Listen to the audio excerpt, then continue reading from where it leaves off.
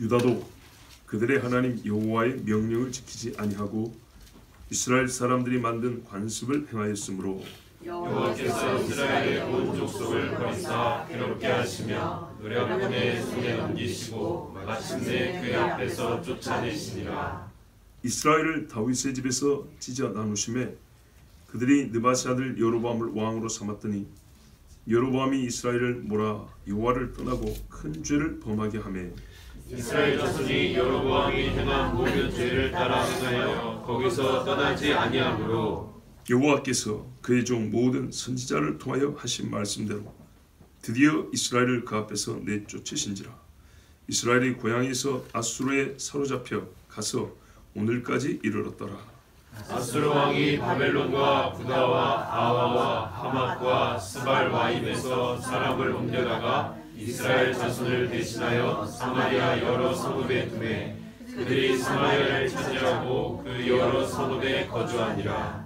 그들이 처음으로 거기 거주할 때에 여호와를 경외하지 아니하므로 여호와께서 사자들을 그들 가운데 보내심에 몇 사람을 죽인지라.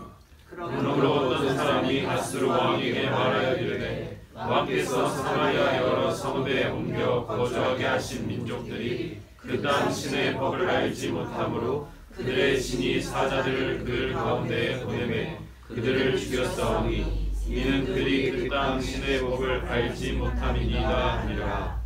아수르 왕이 명령하여 이르되 너희는 그곳에서 사로잡아 온 제사장 한 사람을 그곳으로 데려가되 그가 그곳에 가서 거주하여 그 땅 신의 법을 무리에게 가르치게 하라 하니 이에 사마리아에서 사로잡혀간 제사장 중 한 사람이 와서 베델에 살며 백성에게 어떻게 여호와 경외할지를 가르쳤더라. 아멘. 유다도 그랬습니다. 북이스라엘이 망했죠. 그런데 유다가 이것을 보고 깨달아야 될 것인데 깨닫지 못했습니다. 유다도 그래서 똑같은 짓을 했다는 건데 그게 그 행위를 두 가지로 나눕니다. 사실은 동전의 양면이라서 붙어 있는 겁니다. 이것과 저것은 같이 갑니다. 반대가 아니고 같이. 여호와의 명령을 지키지 아니하였다. 그 하나님, 그가 아니고 그들의 하나님입니다. 네, 그들의 하나님 여호와의 명령을 지키지 아니하였다. 동전의 양면이니까 원인과 까닭도 절대적으로 나누기는 없지만 그래도 조금 구분해 보자면 사람은 죄인의 본성상 하나님을 마음에 두기를 싫어하죠. 버리는 겁니다. 북쪽 이스라엘이 없었더라도 할 것입니다. 두 번째 죄는 뭐냐? 이스라엘 사람의 세운 율례를 행했으므로 북쪽이 남쪽보다 조금 더 악했다는 얘기입니다. 그렇죠? 그러니까 남쪽이 북쪽을 따라갔다 이렇게 말하잖아요. 따라가서 어쩌냐? 같은 악을 행했다 이렇게 돼 있죠. 그렇기 때문에 거기서 거긴데 굳이 비교하자면 북쪽이 더 심했다는 겁니다. 실제로 양을 봐도 그렇잖아요. 거기는 10지파 아니겠습니까? 배웠다는 얘기입니다. 이스라엘 사람의 세운 율례를 행하였으므로 북쪽에 쪼개져 나간 사람들이 더 악한 짓을 많이 만들어냈어요. 더 광범위하게 했어요. 더 깊게 자기들의 삶에 뿌리 내리겠어요. 이것을 유다인들이 보고 배웠다는 겁니다. 유입시켰다. 끌어당겼다. 그리고 막지 아니하였다. 이렇게 되면 어떻게 합니까? 그 죄로 말미암아 들어오는 재앙도 같이 끌어들이는 꼴이 되는 겁니다. 지혜로운 자가 있어야 되는데 그러지 않았습니다. 에스겔 23장 11절에 그 아우 오홀리바가 이것을 보고도 북쪽이 망하는 걸 보고도 그의 형보다 음욕을 더하며 그의 형의 간음함보다 그 간음이 더 심함으로 그의 형보다 더 부패하여졌느니라. 아멘. 그러니까 어떻게 됐냐면 두 자매가 있는데 언니가 북쪽을 가리키는 거예요. 이게 아주 음행을 품고 망하는 걸 봤어요. 근데 동생이 나는 저러면 안 돼야지, 저러면 안 되지 이런 게 아니고 계속 따라갔다는 얘기입니다. 망하는 꼴 보고도 멈추지 않냐고 계속 갔다는 거예요. 그러니까 이제 결과적으로 더 큰 죄가 되는 거죠. 결과적으로 더 큰 죄가 되는데 처음에 시작은 그 양상을 볼 때 북쪽이 더 심했다는 겁니다. 어떻게 알 수 있죠? 솔로몬 성지에 남아 있었고 예루살렘 성전에서 제사를 드릴 때 북쪽에서는 금송아지 2마리 세워놓고, 그죠? 아합이 사마리아에 바알 신전까지 세웠어요. 그리고 섬겼어요. 북쪽이 심하죠? 그 다음에 시간적으로 남쪽에서 어리석은 왕들이 나와서 성전에다가 아하스, 우시야, 므낫세 이런 애들 우상까지 세우고, 또 누굽니까? 거룩한 사람들의 피를 성전에서 흘리고, 이 일들이 시간적으로 좀 뒤에 일어납니다. 그러니까는 더 악하죠. 성전에서 의인의 피를 흘리고, 성전에 바알상, 저기 아수르의 신들, 어디죠? 아람, 시리아, 이 신이란 것들을 세워놨으니, 여러분 이거는 우상의 신전을 세운 것보다 하나님의 성전을 더럽혀서 더 큰 죄 아니겠습니까? 그렇게 된 겁니다. 배워왔다 그랬어요. 밖에서 배우고 유입해오고. 자, 그래서 20절 보세요. 하나님이 이스라엘 온 족속을 버렸다 그랬어요. 원문대로 하면 모든 씨를 하나님이 거절했다. 가까이 두기를 거절하고 다 떠나라 했던 겁니다.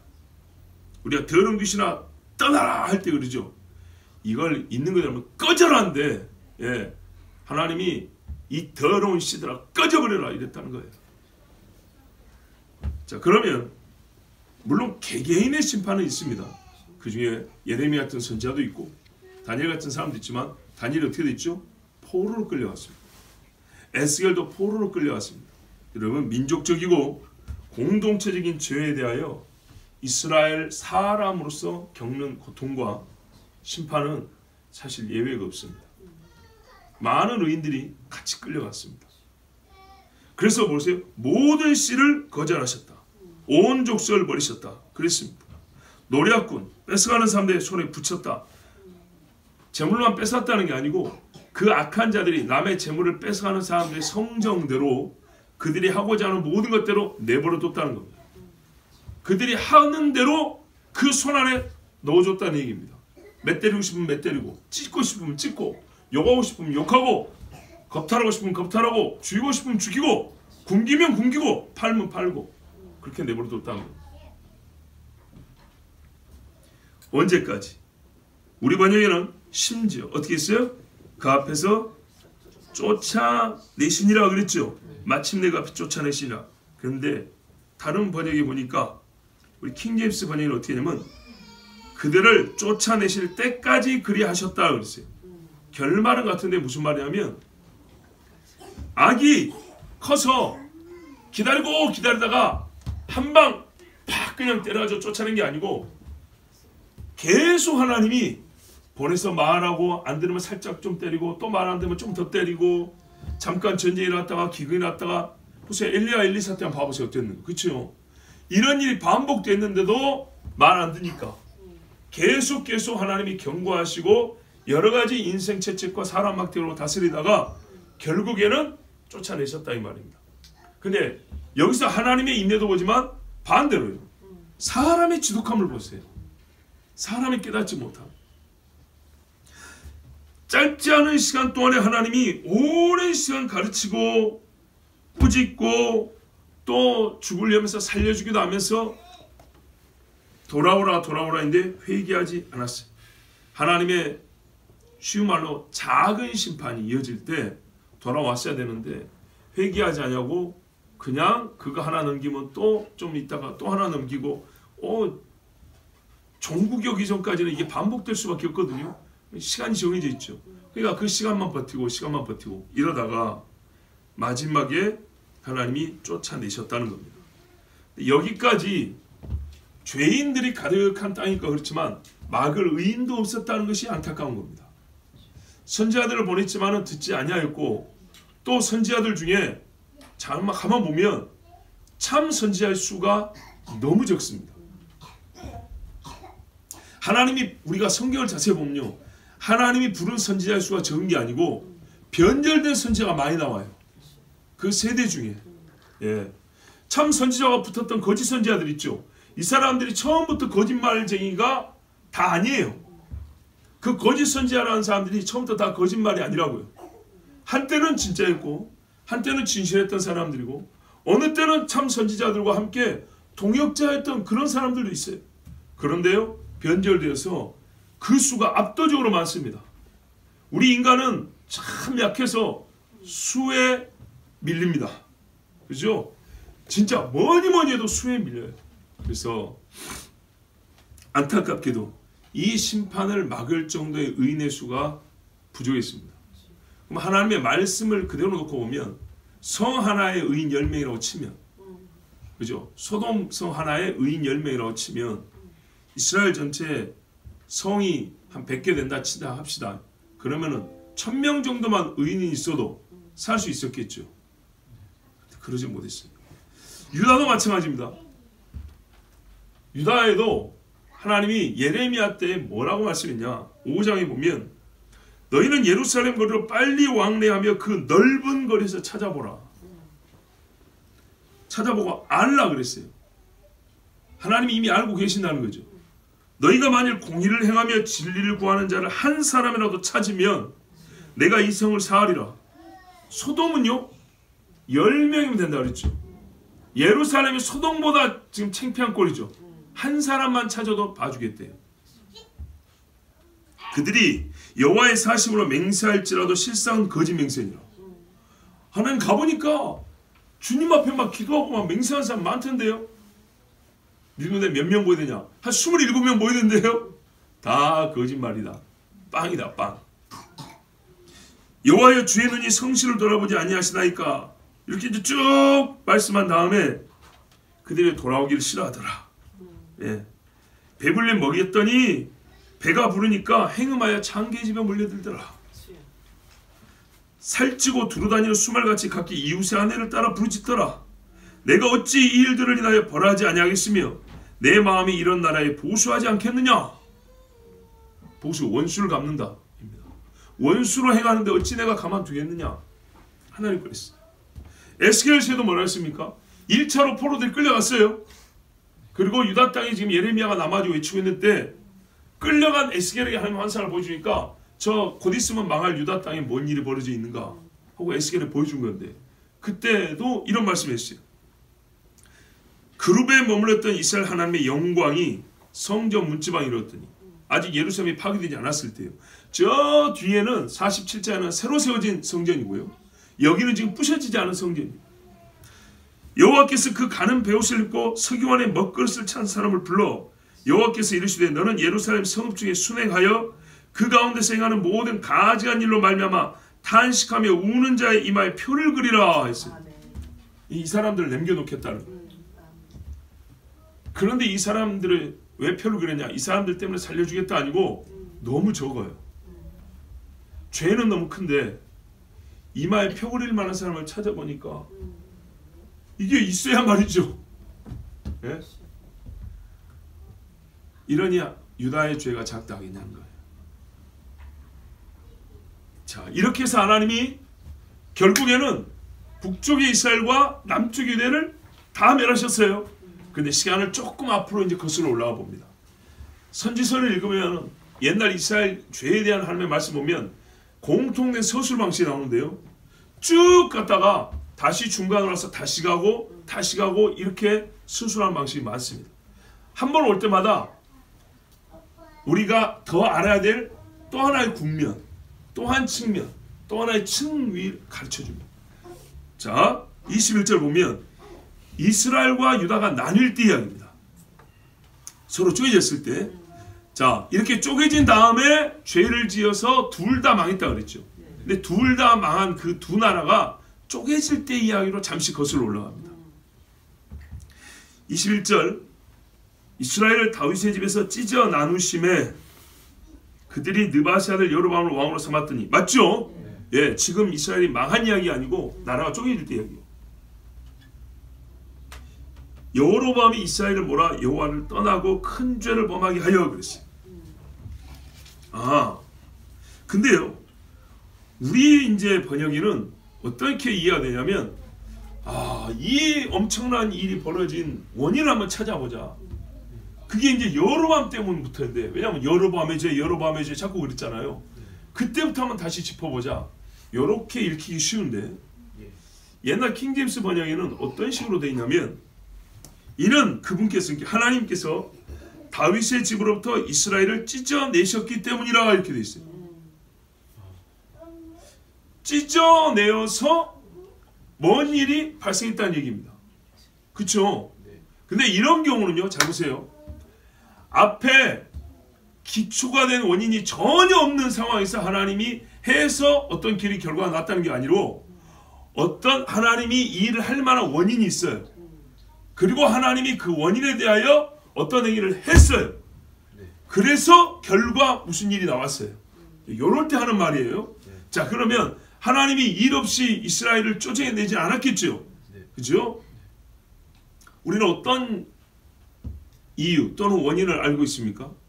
왜 찢어냈습니까? 예, 솔로몬이 어쨌죠? 그렇죠. 열왕기상 14장에 보면 솔로몬이 나이가 들었을 때 이방 여인들하고 막 많이 혼이 나고 또 첩을 두고 했는데 이 여자들이 솔로몬의 마음을 빼앗아서 하나님을 떠나게 하고 밀고 몰래 바알 별의별 것들 다 제사상 차리게 만들고 신전 만들게 하고 우상 제사하는 데 따라가고 막 그랬죠. 그리고 뭐냐면 하나님이 2번이나 나타나셨다고 그랬어요. 옛날에 초창기에는 꿈에 나타나니까 주여 나는 어린아이라 출발줄을 알지 못하고 그랬더니 성전 지을 때도 주여 우리 아버지의 그 뜻을 따라 하나님께서 그 아들 때 곧 나 때 성전 짓게 해주는데 내가 감당하지 못할 은혜를 입었습니다. 막 그러더니 이때는 죄 지을 때는 하나님이 2번 나타나도 무시해버렸어요. 그래서 하나님 뭐라 했죠? 찢어내버린다고 했어요. 찢어내버린다. 다만 너희 아버지를 생각해서 네 죽고 난 다음에 네 아들 때 찢어낸다 그랬어요. 그래서 르호보암이 왕이 됐을 때 찢어냈죠. 자, 그러면 이 말씀을 보면 찢어낸 원인이 솔로몬에게 있고 솔로몬 곧 다윗의 집이 책임이 있죠. 그렇죠. 근데 오늘 말씀은 그것과는 또 다른 한 면을 말해주고 있는 거예요. 그 원인이 분명히 성경에 명확히 기술되어 있기 때문에 절대로 부정하면 안 돼요. 아, 우리는 그렇게 생각하는데 그거는 본래 뜻이 아니었습니다. 절대 그러면 안 돼요. 그건 그대로 받고 그보다 조금 더 깊은 숨겨진 또 하나의 이유가 있다 했어요. 그게 뭐냐? 이스라엘을 다윗의 집으로부터 찢어내셨다. 찢어내셨다. 이게 무슨 말이냐? 이스라엘 사람들이 말입니다. 솔로몬의 죄도 있지만 그 안에 잠복되어 있는 우상 숭배의 마음들, 다윗의 집을 좋아하면서도 다윗이 있을 때도 중간중간에 반역의 기운들이 있었어요. 중간중간에 분열들이 있었다고요. 다윗이 있을 때도. 그것들을 생각해서 하나님께서 이 사람들이 다윗의 집까지 오염시키지 못하도록, 다윗의 집까지 함께 망하지 못하도록 하나님이 그들을 찢어내서 격리시켰다라는 뜻도 담아있다 이 말입니다. 이해되셨죠? 예. 왜 그런가 보냐? 봐보세요. 만일에 솔로몬의 죄, 르호보암의 죄만 생각할 것 같으면 자기들이 어떤 사람을 왕으로 세우겠습니까? 르호보암보다 하나님을 잘 섬기는 사람을 왕으로 세우겠죠? 근데 첫 반에 세운 사람이 누구예요? 여로보암이라는 겁니다. 그냥 다윗의 집을 방기를 든 사람이고 젊을 때 애굽인가 어디 가가지고 망명생활해서 우상 숭배하다가 온 사람입니다. 근데 그들이 다윗의 집의 은혜를 생각지 않았어요. 분명히 보세요. 고생만 했나요? 고생이긴 했지만 여러분 다윗의 집 때문에 받은 영광과 풍요와 평안과 그리고 노역만 했나요? 분명히 성전 지을 때 솔직히 말해서 이스라엘 사람들은 큰 고생 안 했어요. 그렇죠? 돈을 주고 사서 했고 이방 사람들이 제일 힘든 건 다 했어요. 그런데도 와서 불평을 해대면서 마치 자기들이 노예로 부림을 당한 것 마냥 그랬어요. 힘이 드는 건 다 사실이지만 그 힘든 것에 비해서 지어놓은 성전과 예루살렘 궁은 너무나 아름답고 휘황찬란했고 자기 당대 세계에서 가장 높임받고 큰 기쁨과 영광을 맛받지 않습니까? 그걸 돈으로 바꿀 수 있나요? 아니 우리가 성전 짓는데 막 땀 흘리고 애를 썼어요. 그래서 그것 때문에 나중에 하나님 앞에 막 불평합니까? 아니죠. 나 우리 고향 가면 그 교회 앞에 사택이 있는데 교회 지어놓은 다음에 갔거든요. 교회 짓고 그 다음에 사택 지었는데 내가 그때 10살에 10살. 근데 중학교 형들이랑 리어카 끌고 저기 밭에 가가지고 돌 주워 가지고 와서 그 산 밑에까지 옛날에 길도 좁았어요. 꼬랑 옆에 끌고 올라와서 막 비우고 초등학생이 내가 거기에 말입니다. 돌 몇백 개 정도로 내가 그게 보탰다. 볼 때마다 그게 생각이 나요. 어린애를 돈도 안 주고 일 부려먹고 교회에서 말이야. 그런 생각 안 들어요. 이 사람들의 불평불만도 굉장히 선하지 않습니다. 그렇지 않습니까? 이렇게 생각하면 그 속에 있는 것들, 그 속에 있는 생각들이 선하지 아니하고 분명히 이 사람들은 눈에 보이고 결정적 계기는 솔로몬과 그의 아들 때문이지만 그 속에 잠재되어 있고 잠복되어 있는 악성들은 시간이 갈수록 점점 전체 유다 안에 밑에서 이렇게 하수가 스며들 지에서 썩게 만들 거였단 말이죠. 그걸 어떻게 알아요? 그들이 나가서 그러면 솔로몬보다 선한 왕을 세우든지 르호보암보다 선한 왕을 세우든지 하나님 경외하는 왕을 세우든지. 그런데 한 게 뭐였어요? 대번에 금송아지 만들고, 그죠? 그리고 레위인도 아닌 사람을 제사장을 만들고. 그래서 북쪽에서 그래도 신앙생활 좀 하겠다는 사람들은 못 살겠다고 전부 다 남으로 내려왔죠. 그걸 봤을 때 이 사람들이 어떤 생각을 갖고 있었는가 보세요. 말로는 보면은 정치적인 문제였어요. 그죠? 당신의 아버지가 우리에게 너무 가혹하게 했다는 거예요. 받은 영광 생각 안 하고 가혹해 이렇게만 말했어요. 한편만 말한 거죠.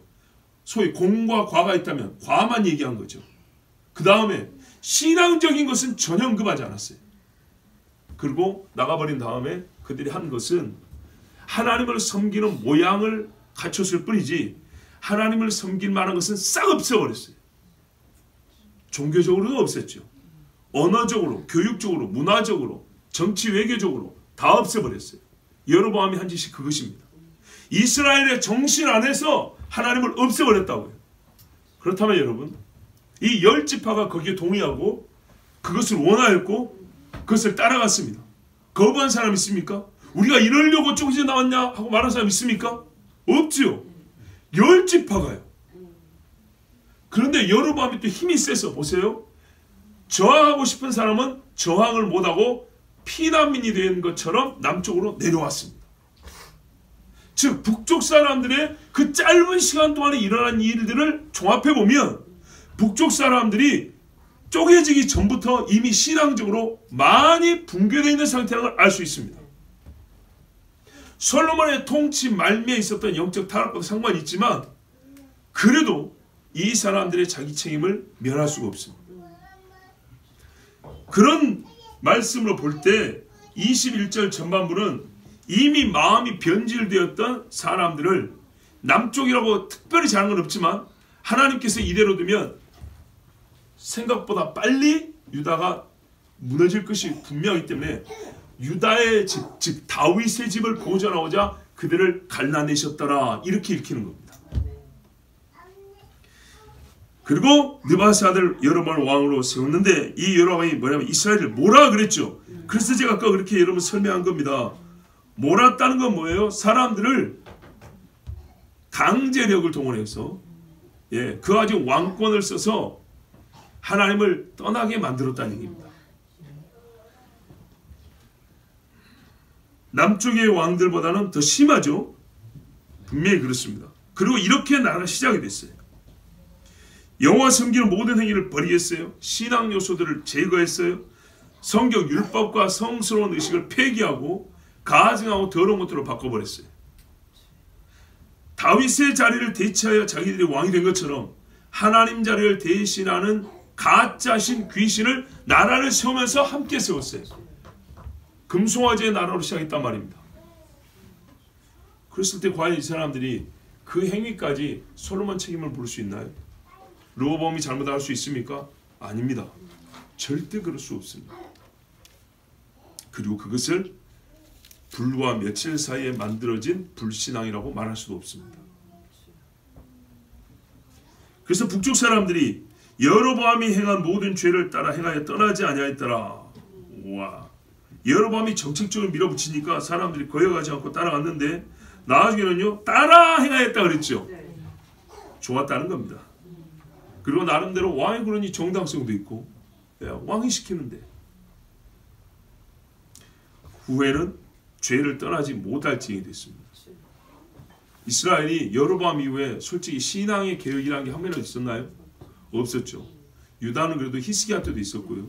뒤에 아사 왕 때, 여호사밧 때, 히스기야 때, 요아스 때 잠깐 그 이전에 그리고 요시야 때 정말 듬성듬성이 있었어요.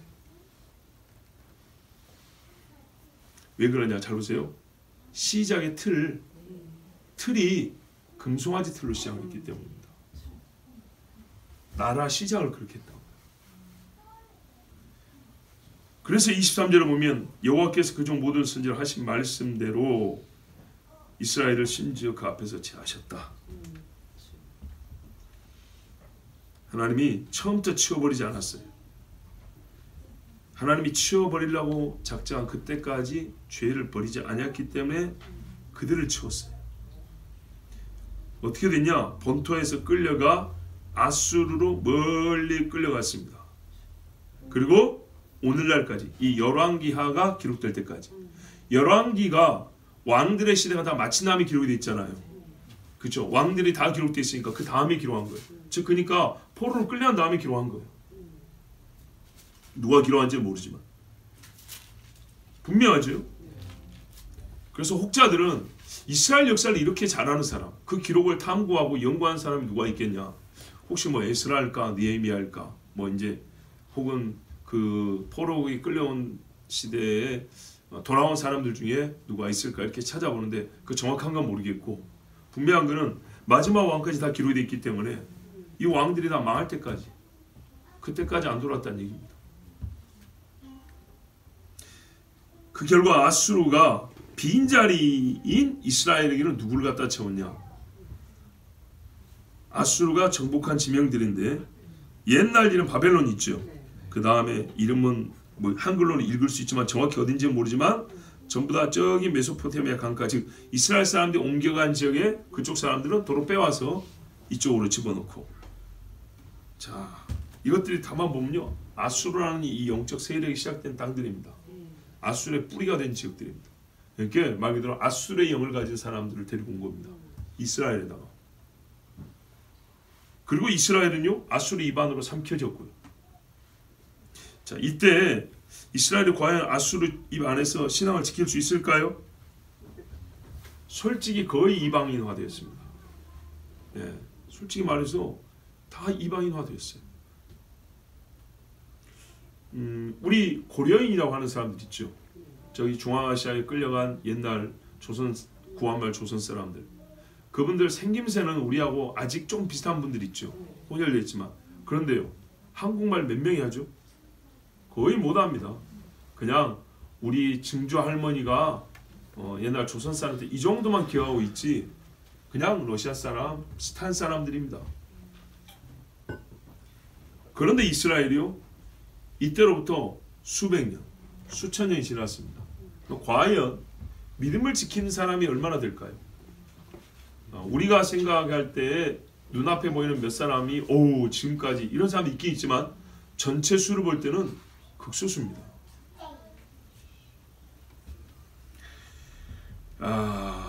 그렇지만 그 적은 수가 남아가지고 지금 이스라엘로 돌아오면서 아직 깨어나지 못한 자기 동족들을 깨우는 사람들을 볼 때 로마서 말씀대로 깊도다 하나님의 지혜에 부요하며 우리는 찬양하지 않을 수가 없습니다. 자, 이방에 있는 사람들 데리고 와서 이스라엘 살게 하는데 많이 데리고 올 수는 없었어요.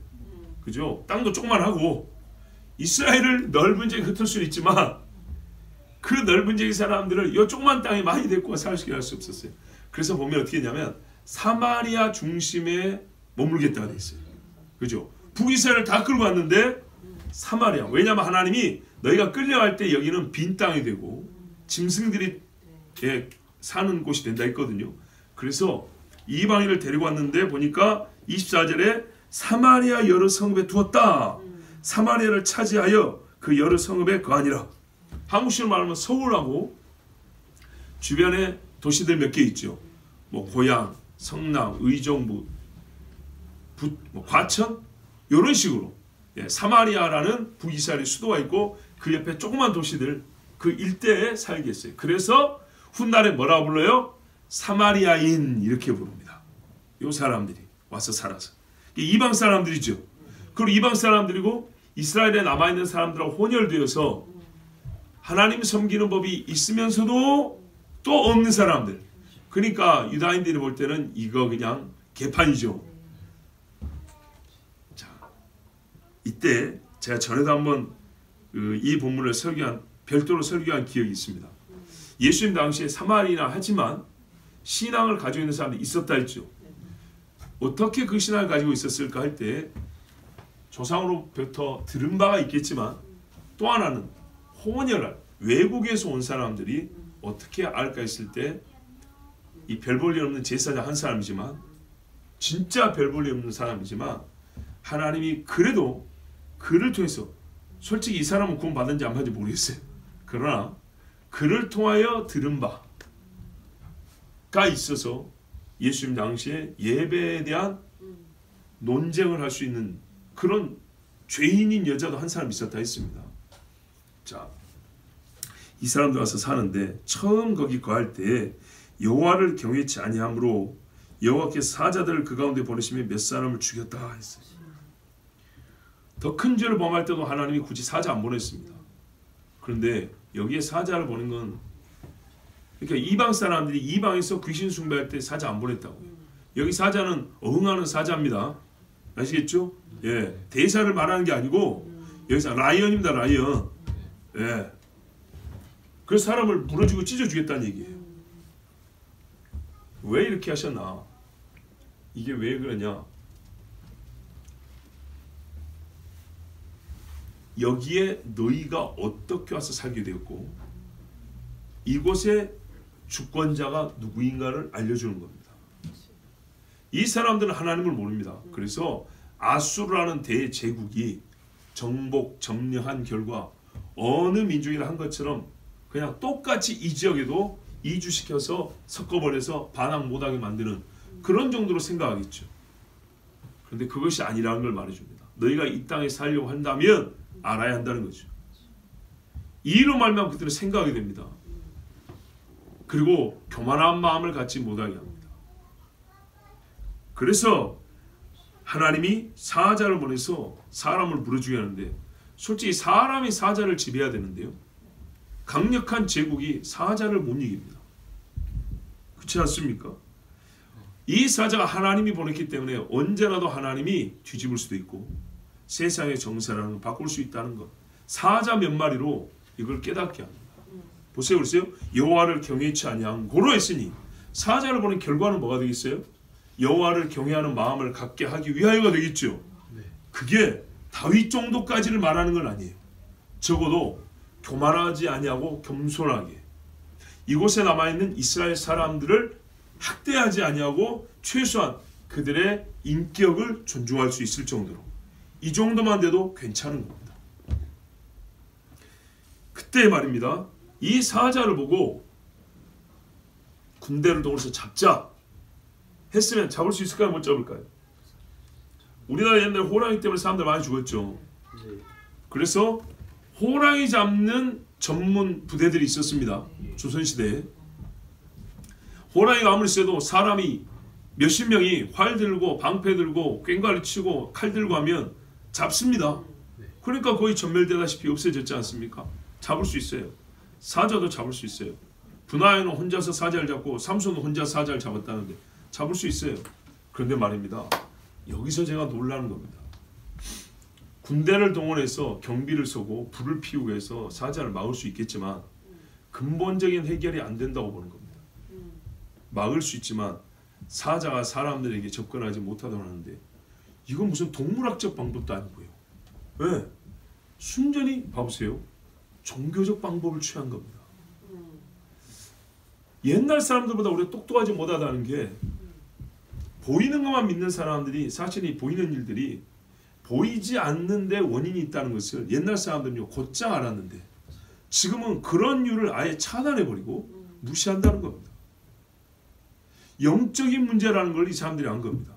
그래서 뭐라고 했습니까? 얼마나 지런지 답변이 정답이 처음에 나와요. 정답이.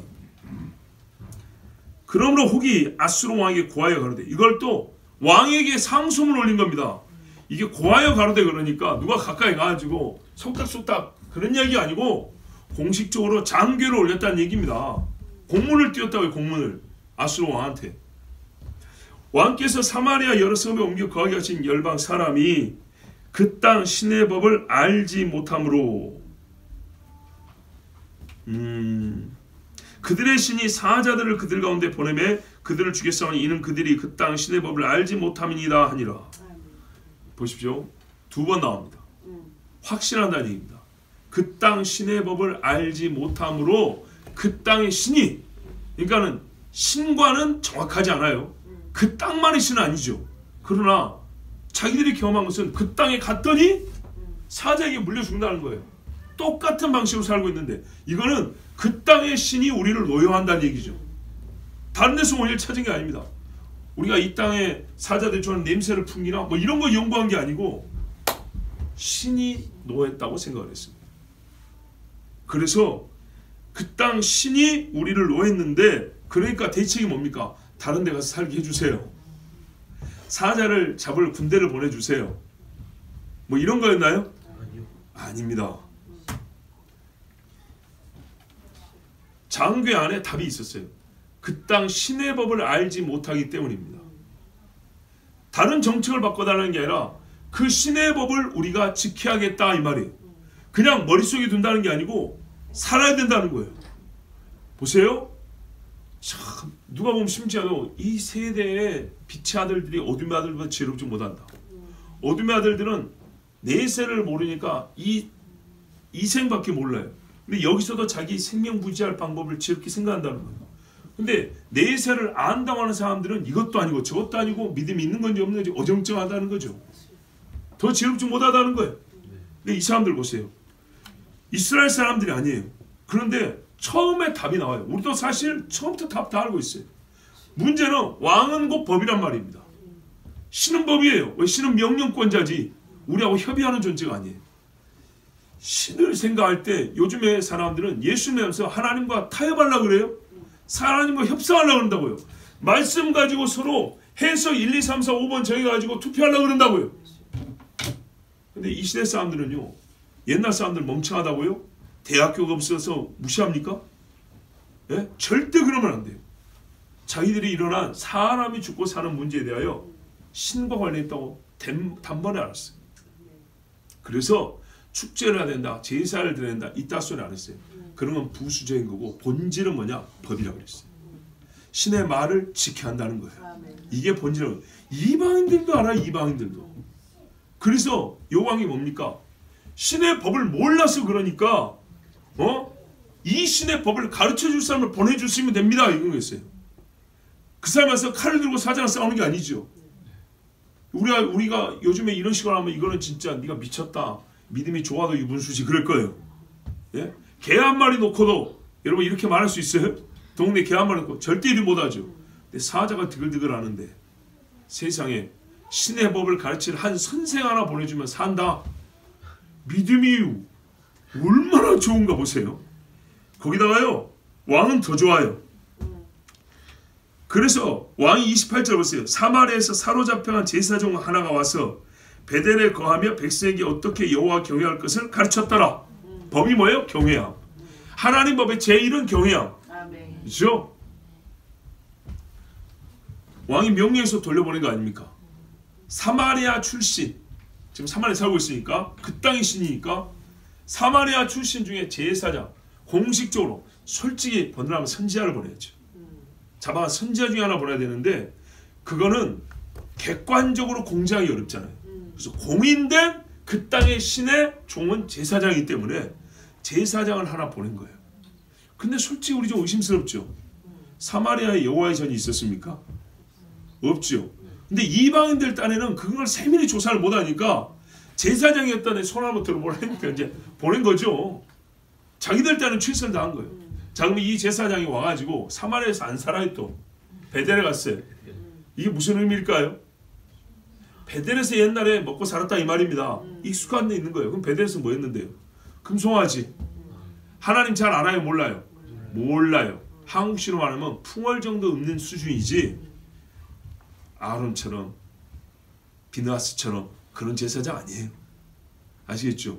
그런데 여러분 그거 아세요? 아합이 하나님이 너 죽는다 하니까 베옷을 입고 조심히 걸었다 했잖아요. 조금 봐줄게 그랬죠?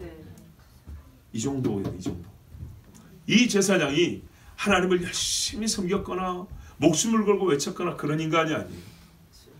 그런 사람이 절대 아니에요. 왜? 이스라엘 말기에 살았던 사람이고 그래서 끌려간 사람 아닙니까? 옛날에 다윗 성전에 가본 적도 없는 사람. 어떻게 하나님 앞에 제사하는지 아론 지파 제사한테 배운 적도 없어요. 해본 적도 없어요. 율법을 똑바로 읽긴 했겠어요? 참 사코라도 보통 사코라가 아닐 것입니다. 그런데도요. 뭐가 있죠? 이스라엘 선지자들이 들은 말도 있고 최소한 조상들의 내놓은 그 신락 같은 그 작은 거 하나 갖고도 딱 와보니까 이 사람들이 우리가 이 땅의 신을 몰라서 죽는다 하니까 이 땅의 신하면 그래도 원래 여호와 이 말은 들었죠. 그래서 뭐냐면 여호와란 신입니다. 이 땅의 신이. 그리고 그 신이 우리 역사 이제 스토리는 또 다 알고 있으니까 애굽에서 이렇게 우리를 지켜주셨고 구원하셨고 여기까지 인도하셨습니다. 근데 우리가 그분의 명령을 듣지 않아서 죽고 쫓겨났습니다. 바로 당신들 말대로 그분의 법을 몰라서 당신들이 지금 죽는 것처럼 우리가 그랬습니다. 자, 이러니까 이 사람들 어떻게 했어요? 아, 하나님 여호와 오케이 했겠죠. 자, 그 다음부터 어떻게 생겼을까요? 돼지 머리 갖다 바치고 짱어탕 끓여놓고 비늘 없는 고기들 오징어 썰어놓고 술 따르고 막 했겠죠. 자기들 식으로 하죠. 율법이었어요. 율법이 자기들 식대로 하지. 그렇지만 하나님 뭐라고요? 이 사람들을 소위 완전히 개화시키는 게 아니고요. 여기서 요구하는 정도는 이 땅의 주인이 누군가를 기억하게 하는 정도입니다. 그들을 구원에까지 이런 정도 아니고요. 사람의 힘으로 얘기가 우리가 왔으니 여러분 느부갓네살 보세요. 하나님이 느부갓네살 꿈에 한 2번 나타났죠. 그런다고 해서 느부갓네살이 구원받았다고 자신합니까? 아니죠. 근데 신앙 고백 보니까 우리보다 낫던데요. 천지의 여호와에는 하나님이 없고 신이 없고 다니엘에 하나님이 없는 줄 아노니 너희들도 전부 다 그분 앞에 엎드려 그랬죠. 근데 왜 의심하세요? 그것 갖고는 다 아니라는 거죠. 그렇죠. 솔직히 우리가 다 아니라고 인정해요. 여러분 벨사살의 말입니다. 벽에 손이 나타났어요. 두려워하고 사색이 됐어요. 다니엘에서 풀어졌어요. 너희 하나님이 진짜고 다니엘아 어쩌면서 그 나라의 셋째 사람으로 그날 바로 승진을 시켰어요. 그래서 벨사살이 천국 갔을까요? 아니 죽기 전에 십자가 한편의 십자가 강도도 천국 갔다는데 벨사살이 천국 못 갔을까요? 너무 믿음이 없는 거 아닌가요? 시간이 짧아도 우리가 확신할 수 있는 사람이 있고 신앙고비 그리 거창해도 그냥 딱 거기까지라고 우리가 생각되는 경우가 있죠. 우리가 하나님은 아니지만 공통되게 되는 이 감동이라는 게 다릅니다. 보세요. 이 사람들이 얻은 것은 그러니까는 느부갓네살이 그렇게 큰 경험을 했어도 구원받다 확신하기 어려운 것처럼 애굽의 바로가 신이 충만한 사람이 너 말고 누가 있겠냐 요셉아. 그 자리에서 총리를 시켜 죄수에서 사면시킨 다음에 총리를 시켜가지고 나라를 맡겨버렸잖아요. 그 정도 되면 요셉과 같은 신앙을 가질 정도 되는 거 아닌가? 그렇지만 아닌 거죠. 아닌 거죠. 그런 것처럼 이 아수르 사람들, 아수르에서 이주해온 사람들이 다 회심하여 하나님을 섬기는 정도까지 간 게 아니고 하나님께서 최소한 뭡니까? 이 땅의 주인이 누구며 이 땅에 일어난 일에 대하여 최소한 다른 해석을 하고 인정할 수 있기까지. 그리고 남아있는 이스라엘은 이 일로 말미암아 아 하나님이 우리를 버리셨지만 완전히 버리지는 아니하셨고 우리를 자르지만 상수나무와 너도 못나무라 했지. 갑자기 생각났네. 이 밑둥을 남겨놓는다 그랬죠. 그런 것처럼 아 선지자들이 말하는 게 그거구나. 완전히 버리지는 아니한다 하시더니 우리가 잘못했다고 하고 회개하는 기회를 더하는 주는 요 정도로 제사장이 가르쳐주면 됐던 것입니다. 그래서 그 결과가 뒤에 이어지는 거예요. 이름하여 혼합종교가 나온 겁니다. 그죠? 그 땅의 사람들이 이 제사장으로 말미암아 완전하게 하나님을 섬겼고 이스라엘 땅에 들어온 이후로 우상을 버리고 전부 다 철저한 여호와 경외자들이 됐다. 이런 말 없죠? 예, 완전 짬뽕이 나온 겁니다. 그런데 짬뽕이 됐지만 하나님이 사자를 물렸습니다. 그죠? 예, 이것들이 정신 못 차리네. 그럼 죽을 때까지 한번 해봐. 하나님이 그러지 아니하고 사자를 물려주셨어요. 그러니까 하나님의 의도가 어디까지인지 아시겠죠? 그렇습니다. 여기까지였던 거예요. 그러나 지혜로운 자는 여러분 여기까지를 보고도 깨닫습니다. 예, 주님이 오신 그 환상을 사도 요한처럼 다 안 봐도 지금 일어난 일로도 충분합니다. 홍해가 갈라진 거 안 봐도 우리가 역사 중에 하나님이 해오신 여러 가지 일들 그 중에 몇 가지만 갖고도 충분합니다. 믿음을 가지기는 부족하지 않습니다. 사마리아 옛날에 바알 신전이 있었습니다. 이 사람 바알 숭배했던 사람으로 보입니다. 사마리아에서 제사장 노릇하려면 바알 숭배해야 됩니다. 언제 세웠냐? 이세벨 때 세운 겁니다. 아합과 이세벨 때. 그런데 적어도 자기가 알고 있는 그 얕은 하나님에 대한 지식이 이방 사람들에게는 큰 지식이었고 하나님을 몰랐던 하나님을 알게 하는 기회가 되었고 하나님이 그 정도로 족하다 하셨으므로 사자를 물리셨으며 이 사람들은 생명을 잃지 않고 그 땅에서 살 수 있었습니다. 그리고요 그들 중에 회심한 자는 이제 그 다음입니다. 한 방에 다 되는 게 아니고 남아있는 이스라엘과 유대인들이 남아있습니다. 아직 그죠? 남쪽에 유대인들이 아직 있어요. 그죠? 100몇십 년 흐른 다음에 남쪽이 망합니다. 그러니까 이 이방인들이요 남쪽과 국경을 맞대고 사는 겁니다. 만약에 이들 중에 믿을 사람이 있었다면 이 어설픈 제사장 한 사람 때문이 아니고 이 사람을 통해서는 사자만 물러낼 정도면 되고 거기서부터 시작되어 우리가 알기로는 저기 성전이 있다던데 여기가 원래 다윗의 나라였다던데 그러면 여러분 뜻이 있다면 어디가 갈까요? 예루살렘 갈 수 있어요. 뜻이 있다면 유대인들과 정식 제사장들에 가서 배울 수 있어요. 넉넉히 배울 수 있어요. 왜요? 이때가 히스기야 때요. 네, 히스기야. 그리고 그 다음에 요시아가 또 남아 있습니다. 남쪽에 선지자들이 아직 남아 있습니다. 아직도. 그렇기 때문에 이 어설픈 제사장이 다가 아니고 다음이 있기 때문에 하나님이 여기서 그만하게 그 정도로 하게 하셨습니다. 그리고 이때 아마 이방인들 중에 하나님의 말씀을 배운 사람이 또 끌려간 사람 반대로 이방이지만 믿음을 가진 사람도 있었겠죠. 예, 옛날에 출애굽 때도 수많은 잡족들이 들어와서 믿음을 가지고 이스라엘로 합해졌어요. 그랬던 것처럼 이들 중에 이방이지만은 정말 혼혈을 거듭하면서 또 믿음을 가지고 해서 하나님의 백성이 된 사람들도 있을 겁니다. 즉 예수님 당시에 사마리아에 갔더니 믿음을 가지고 메시아를 기다리는 사람이 있다 이 말입니다. 그들이 순전히 이방을 왔고 혼합종교 수준에서 머물렀다면 메시아를 기다리는 사람까지 나오기는 어려웠겠죠. 그런데 그 사마리아에 메시아를 알고 기다리는 사람이 있었어요. 놀랍게도. 자 여러분 느부갓네살 아니 아수르에 아마 사네립이었을지 모르겠는데요. 이 아수르 왕이나 또는 이 제사장이나 또는 사자 때문에 못 살겠다고 상소를 올린 사람이나 하나님을 잘 알지는 못합니다. 그런데 그들이 한 이 결정적 한 행위 양심적인 고백 우리가 지금 죽는 이 문제는 이 땅의 신을 알지 못하기 때문입니다. 신을 어떻게 모른다는 얘기 했을 때 핵심을 정확히 짚었습니다. 이 신의 법을 모르니다. 하나님이 이들에게요 여호와를 경외하는 기회를 주기 위해서 제사법을 가르치지 아니하고요 문화를 가르친 게 아니었어요. 어설프지만 법을 가르치겠어요. 즉 하나님의 뜻을 가르치겠다는 말입니다. 그 뜻을 배우게 하시라는 것이 하나님의 뜻이었기 때문에 이 사람은 그걸 알게 됐는데 이 일에 하나님이 대선지자를 쓴 것도 아니고 성경을 많이 연구한 사람을 쓰지 않으셨습니다. 하나님이 안 쓴다는 게 아니고 그렇게 하시기도 하지만 우리가 전혀 예상하지 못했던 이방 사람과 이방의 왕 이스라엘을 멸했던 왕을 썼다는 얘기입니다. 우리가 가끔 불신자들 통해서도 한 대 맞을 때가 있잖아요. 그죠? 예수 믿는 나보다 낫다 할 때가 있죠. 그래요. 그 정도 우리가 은혜를 받고 감동을 받아도 오늘 말씀을 잘 읽었다고 하겠습니다.